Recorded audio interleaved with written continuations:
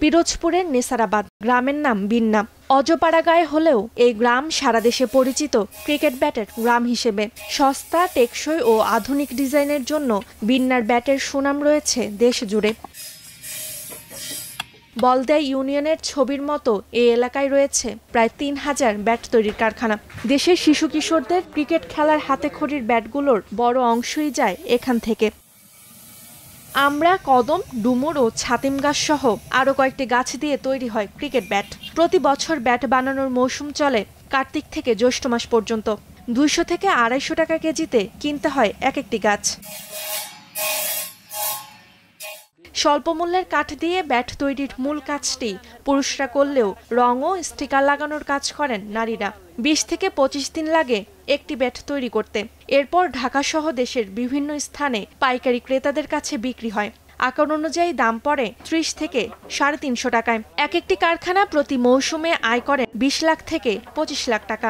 নিম শিশু, তারপরে গিয়ে আপনার কদম, তারপর গিয়ে আমরা, এগুলাই বেশি অ্যাভেলেবেল চলে। আমরা মাস চুক্তি কাজ করি, মাসে ২০,০০০ টাকা বেতন দেয়। বিন্না গ্রামের কারিগররা আন্তর্জাতিক মানের ব্যাট তৈরি করতে পারলেও শুধুমাত্র কাঁচা কেরোসিন কাঠের অভাবে তৈরি করেন নরম কাঠের ব্যাট, যা শুধুমাত্র টেনিস বল খেলার জন্য উপযুক্ত।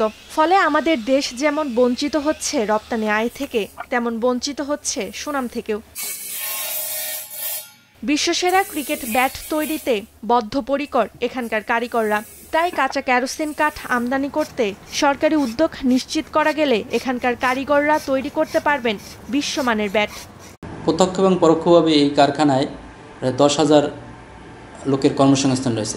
বাৎসরিক প্রায় কয়েক কোটি টাকা এখানে লেনদেন হয়। তাদের সুবিধা অসুবিধা সার্বক্ষণিক তদারকি করা হয়। তাদের আর্থিক সহায়তার প্রয়োজন হলে বিসিক সবসময় তাদের পাশে রয়েছে। বিন্না সহ আশেপাশের ১৫টি গ্রামের মানুষ জীবিকা নির্বাহ করেন ক্রিকেট ব্যাট তৈরি করে। তবে ভারত ও পাকিস্তানের ব্যাট বাংলাদেশে আসায় তাদের তৈরি ব্যাটের চাহিদা কিছুটা কমেছে। এতে দুশ্চিন্তায় পড়েছেন পিরোজপুরের ব্যাট কারিগররা। Roksana Rimi, star news.